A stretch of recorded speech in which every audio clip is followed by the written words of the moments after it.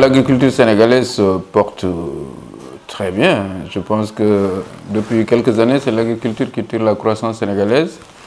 Depuis l'avènement du président Macky Sall, qui a quand même injecté beaucoup de moyens dans le secteur, je pense que notre agriculture est devenue d'ailleurs un modèle en Afrique. Moi, je discute beaucoup avec des collègues de la sous-région et tout le monde reconnaît les progrès importants que l'agriculture sénégalaise a fait sous le PS1, PAP 1 et sa résilience depuis qu'il y a la pandémie, parce que l'agriculture continue d'être, elle, continue de progresser. Oui, donc je pense qu'on peut considérer que l'agriculture du Sénégal va bien.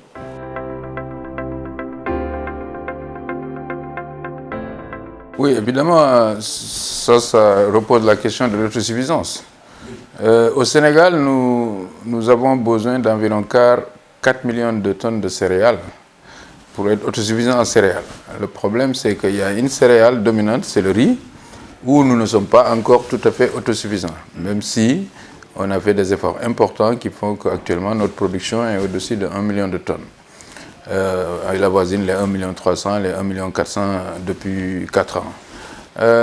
Donc on ne peut pas dire que le Sénégal est autosuffisant, mais actuellement en tout cas, on peut considérer qu'avec un peu d'effort, le Sénégal peut atteindre l'autosuffisance et donc la souveraineté alimentaire.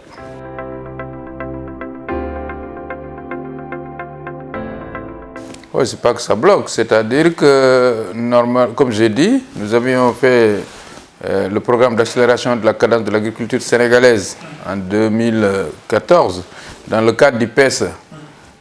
Des objectifs ont été fixés pour la culture irriguée et la culture pluviale. Malheureusement, la culture irriguée, on n'a pas pu, par exemple, faire la double culture intégrale. C'est ça qui a un peu fait que nous n'avons pas aussi eu l'autosuffisance comme voulu en 2017. Mais je répète encore que lorsque le président Macky Sall est arrivé au pouvoir, notre production de riz, elle était juste aux environs de 400 000 tonnes. Aujourd'hui, elle dépasse 1 400 000 tonnes. Et, oui, et dans le cadre du PAP 2A, le président de la République a demandé à ce que nous travaillions pour atteindre la souveraineté alimentaire. Bien sûr, la souveraineté alimentaire, ça concerne aussi le ministère de l'élevage, le ministère de la pêche.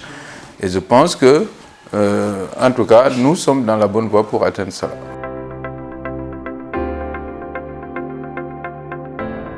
Je ne peux pas prédire ça. Vous savez, au Sénégal, on a une culture qui dépend de la pluviométrie. Et donc, si on a par exemple un hivernage qui est bon ou pas bon, ça change un peu la donne.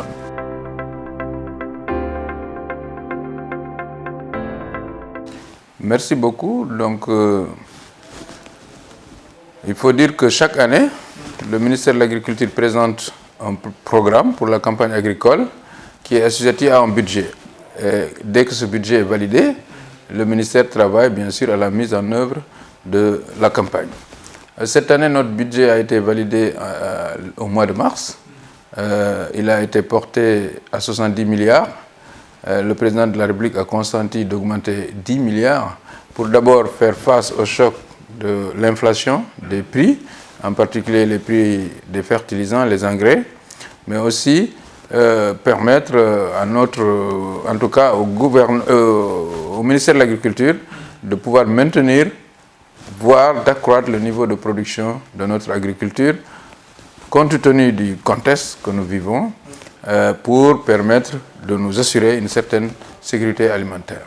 Depuis donc le mois de mars, nous avons pris toutes les dispositions réglementaires pour la mise en place des semences. La commission nationale, les commissions locales ont été mises en place. Nous avons notifié à tous les opérateurs qui doivent intervenir les quotas qui leur sont alloués. Dès le mois d'avril, tous les opérateurs avaient les plannings pour la mise en place des semences. Et aujourd'hui, ce que je peux vous dire, si on prend le cas de l'arachide, qui constitue le plus gros, on va dire, la partie la plus importante avec 70 000 tonnes, et le riz parce que nous voulons mettre 10 000 tonnes de riz aussi. On est autour de 50% de mise en place. Donc c'est un taux très correct parce que nous sommes aujourd'hui le 2 juin.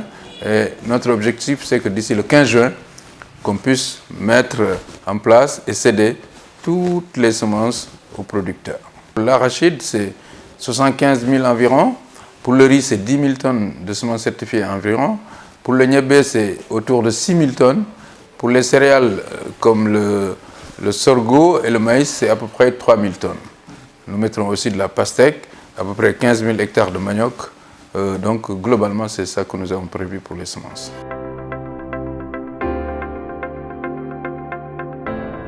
L'accès aux semences n'a jamais fait défaut. C'est peut-être des supputations.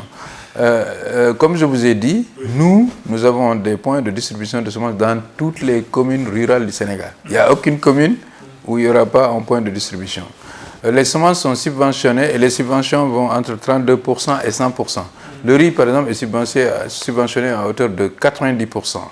Et donc, ce que nous, par contre, nous disons, c'est que nous ne subventionnons pas l'ensemble des semences qui seront emblavées au niveau du Sénégal. Mais les 75 000 tonnes que nous subventionnons, pour l'arachide par exemple, iront bien aux mains des producteurs. Les 10 000 tonnes de semences de riz que nous subventionnons iront bien aux mains des producteurs parce que les prix auxquels ils sont cédés, mais c'est des prix qui sont vraiment faits pour que ça soit accessible à n'importe quel producteur. Maintenant, il y a toujours un débat sur la notion de gros producteurs. Il y a des gens qui considèrent que certains qui ont ce titre ne le méritent pas. Mais la vérité, en tout cas, c'est que 90% des gros producteurs du Sénégal, quand on voit que c'est de vrais gros producteurs d'arachide, par exemple. Nous, au ministère de l'Agriculture, ce qu'on fait, c'est qu'on essaie de faire en sorte que l'ensemble, en tout cas, des producteurs du Sénégal, au niveau par exemple, des commissions, puissent obtenir leur quota et que ceux qui sont désignés comme gros producteurs puissent obtenir aussi leur quota.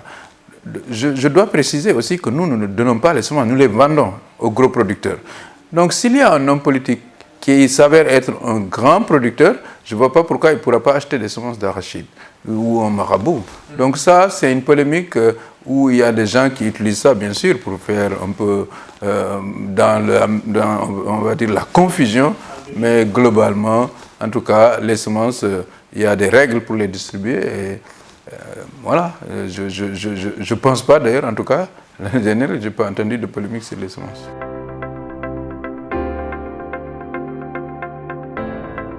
Très bien, je pense que tout le monde a vu, depuis 2 ans d'abord, nous sommes dans le cadre, il y a la pandémie de la Covid-19, depuis 3 ans d'ailleurs, qui a renchéri tous les coûts des produits qui sont importés. D'abord, le fret a augmenté, il a triplé, voire quadruplé. Les outils de production, les matières premières pour, par exemple, fabriquer les engrais ont augmenté. Et donc, naturellement, le coût des engrais a explosé. Je dis bien explosé. Par exemple, l'urée, une tonne d'urée qui coûtait moins de 250 000 il y a 2 ans, coûte aujourd'hui 750 000 sur le marché. Donc c'est 3 fois plus cher. C'est pour cela, comme je vous ai dit, que le président de la République a décidé d'augmenter 10 milliards sur mon budget pour amortir le choc. Parce que si on devait revendre 3 fois plus cher l'engrais aux producteurs, peut-être que beaucoup, même si c'était subventionné, n'auraient pas pu acheter. Donc ces 10 milliards déjà nous ont permis de limiter le choc, de contenir le choc, mais aussi de pouvoir mettre quasiment les mêmes quantités d'engrais que nous avions l'habitude de mettre. La deuxième chose, c'est que le président de la République nous avait instruit depuis le mois d'octobre de mettre en place une stratégie pour que le Sénégal n'ait pas de problème de fourniture d'engrais. Nous avions rencontré à l'époque les ICS. Les ICS, nous étions tombés d'accord sur un prix pour la campagne qui était raisonnable. Et les ICS étaient censés produire tout l'engrais qu'on appelle NPK, c'est-à-dire tout ce qu'eux ils peuvent fabriquer, pour que ça soit disponible au plus tard au mois de juin. Et je félicite les ICS parce que les ICS actuellement ont produit tout l'engrais NPK dont a besoin le Sénégal pour son hivernage, voire même pour l'horticulture et la contre-saison.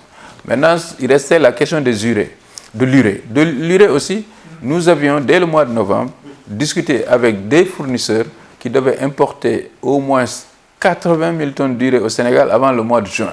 C'est ce qu'ils ont fait. Et on peut dire qu'actuellement, en tout cas, contrairement à ce qui se passe en Afrique de l'Ouest, je viens de tenir cet après-midi une réunion virtuelle avec mon collègue du Ghana, du Libéria et de la Sierra Leone. Et il faut dire que eux, les hivernages sont déjà très avancés là-bas. Et malheureusement, il n'y a pas d'engrais. Donc il y a des pays aujourd'hui qui ont un sérieux problème de fourniture d'engrais. Mais le Sénégal, Dieu merci, n'a pas ce problème.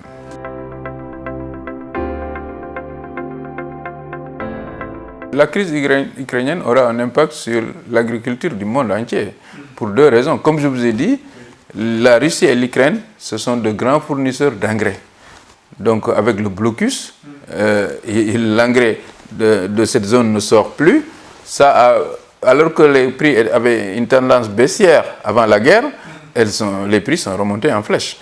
Deuxième chose, c'est que ces deux pays sont les plus grands fournisseurs de blé au monde. Et tout le monde a vu que le blé a beaucoup augmenté. Ça commence à impacter le Sénégal, puisque le Sénégal est obligé, par exemple, de subventionner beaucoup de prix actuellement pour la consommation.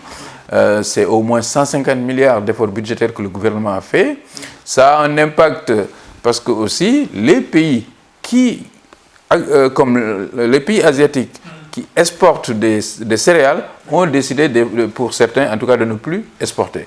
Donc clairement, la crise ukrainienne, elle aura un impact sur l'agriculture mondiale, y compris l'agriculture sénégalaise.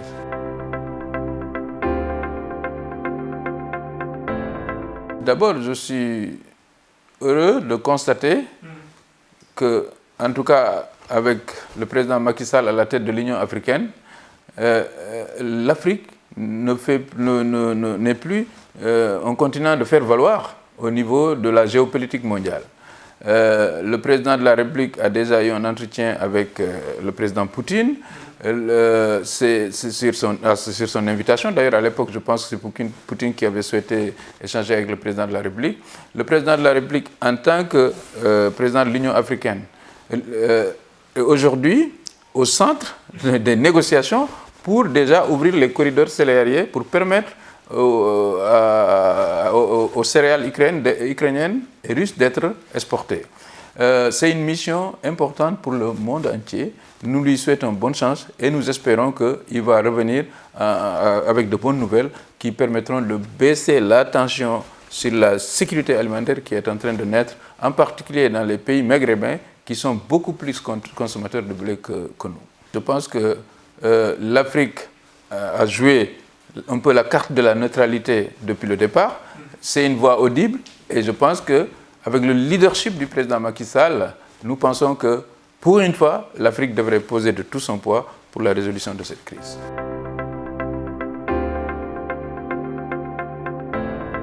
Le département de Kolda, en tout cas, vu de mon institution, se porte bien. Nous avons été élus sur la base d'un bilan qui était très clair. Nous avions promis au Koldois en 2014 que nous allons axer notre en tout cas, mandat sur l'éducation. Et tout le monde voit aujourd'hui, partout dans le département, des constructions de salles de classe qui ont été faites par le conseil départemental. En plus de ça, nous venons de finir la construction du musée de Fouladou, qui va être une vitrine culturelle pour le Fouladou et pour le Sénégal. Ensuite, je pense que la jeunesse koldoise, depuis que nous on est là, a vu tous les efforts que nous avons faits pour elle. Que ce soit les étudiants qui reçoivent une subvention annuelle de 3 millions du conseil départemental par an. C'est nouveau, ça n'existait pas avant. Ensuite, la finale de la coupe de l'ODCAV de Kolda est devenue l'une des plus grandes fêtes du Fouladou, voire du Sénégal. Et donc, sur cette base, les Koldois, en toute lucidité, en toute responsabilité, nous ont redonné confiance avec un score qui est un des meilleurs au Sénégal. Donc, nous les remercions pour ça. Ça nous encourage à travailler davantage et nous pensons que ce mandat-là, nous ferons encore plus pour eux que ce qu'on a fait lors du premier mandat.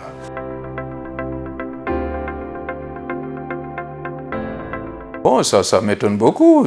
Non, je ne suis pas sûr. Moi, en tout cas, je discute régulièrement avec le maire de Kolda. Donc, le même langage, c'est difficile de parler le même langage peut-être pour des leaders politiques, mais en tout cas, pour l'intérêt de Kolda, nous discutons et en général, nous trouvons, nous retrouvons quand il s'agit de Kolda, et je prône qu'on se retrouve à chaque fois quand il s'agit de Kolda. Et a priori, moi, j'ai aucun problème avec aucun leader à Kolda.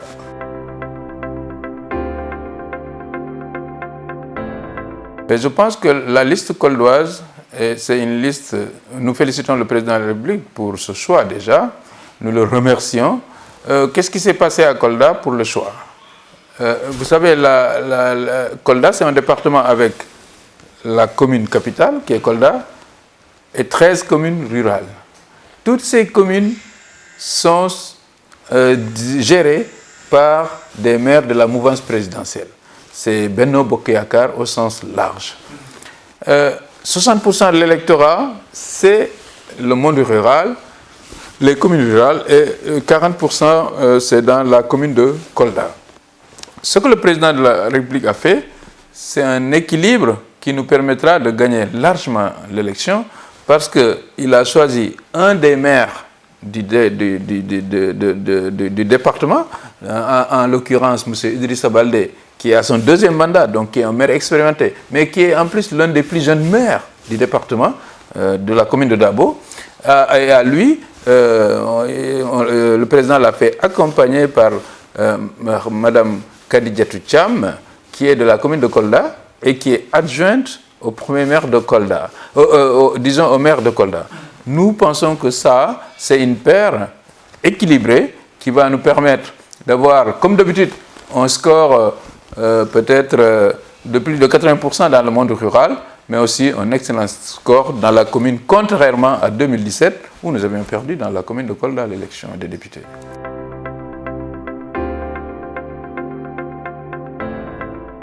Oui, ben ça ne manque pas. Les gens sont libres de s'exprimer. Ce qui est sûr, ce qui est clair, c'est que cette liste gagnera largement. Maintenant, moi je peux comprendre d'ailleurs que des gens ne soient pas contents de choix. Mais décider que si ce n'est pas moi qui suis investi, c'est la 14. Ça dépend qui est frustré. Je pense que moi je ne suis pas frustré. Je pense que les 14 maires du département de Kolda ne sont pas frustrés. Je veux dire, une élection, ce n'est pas l'unanimité. C'est la majorité. Et il y aura une majorité écrasante qui va voter pour notre liste. Et ça, on pourra se donner rendez-vous le 1er août et vous constaterez que Kolda, peut-être encore, aura l'un des meilleurs scores du Sénégal, je vous promets.